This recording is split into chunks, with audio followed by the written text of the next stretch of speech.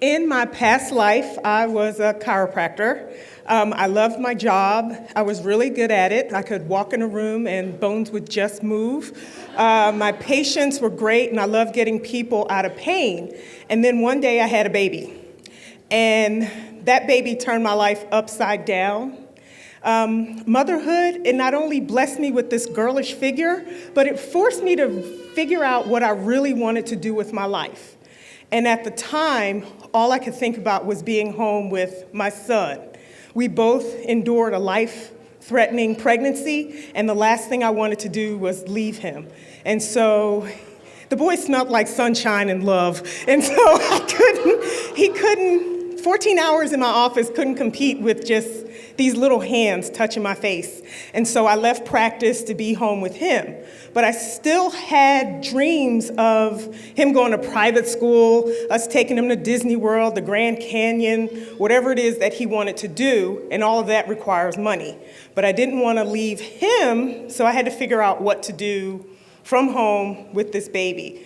When he was about 8 months old, my husband and I were at the Yorkmont Farmers Market, and we were just walking around, and my husband sees this lady selling cakes and pies.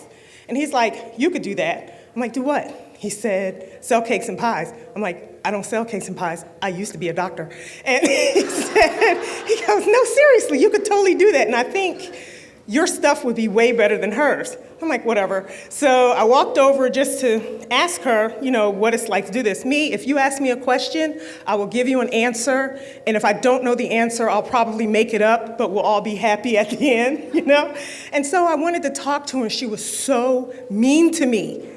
She was mean, and so I go back to my husband. He's like, "Well," I said, "I'm going to steal all her customers." And 2 weeks later, I had my own booth, and I stole all her customers. And it was great, and we did really well, and even my son was earning his keep, because I would bring the baby, and people would just throw money at him, and I'm like, yes.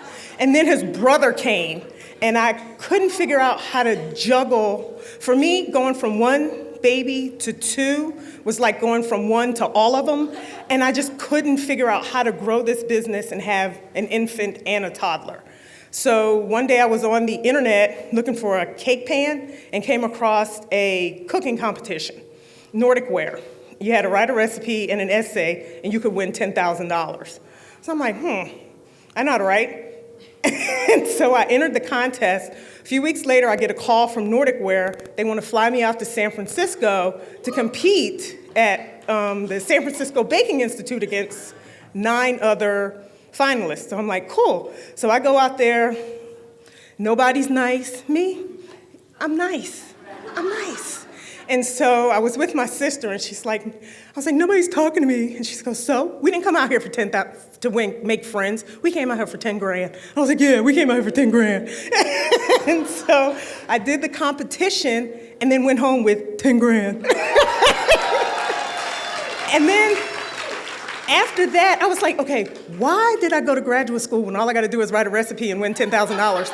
And so contest after contest just kept coming. So for 6 years, that's what I did. And I was able to stay home with my son, and I just allowed opportunity to come based on what my circumstances were. So I wasn't fitting my life into an opportunity. The opportunity had to fit into my life. And so I did that for 6 years, and then winning local TV would email and say, would you come and cook your winning recipe? So I'm like, sure. Because once I was on Food Network and the Cooking Channel, and I realized that big girls don't look any bigger on TV. And so, we don't have that extra 10 pounds from camera. And so I did that. And then I wanted to write a cookbook. I couldn't get a cookbook deal, and it was too expensive for me to publish one myself. So I decided to write a book.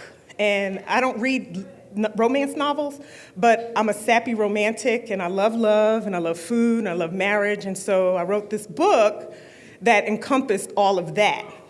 And then from that, I met a lot of people, and I have people send me cookbooks from all over the world, which was weird. This lady from France sent me a book so I could be inspired by food from her country to put in my next book. And so I'm like, that's really cool. And so I'm doing the TV, and like I said, I just let my life dictate where it was going because my kids and my family were number one priority. And so now I'm at the Matthews Farmers Market, Queen City Kitchen. Woo. Everybody loves me because I make the best croissants. And so now, I was telling Favy this, like now I have my eye on an Emmy. I have no idea how I'm going to win an Emmy. All I know is my neighbor across the street has a Tony Award that he keeps in the garage in a box. And I figure if he can win a Tony, I'm going to win an Emmy. And I'm telling you, I told my husband, I said, I'm going to get one of those baby Bjorns and put the Emmy in here. And I might win 2 just so she could have a sister. And I would never leave her in the garage. I would just walk with my Emmy to let everyone know that I won an Emmy. So I went from being a chiropractor to an Emmy winner and the world's greatest mom.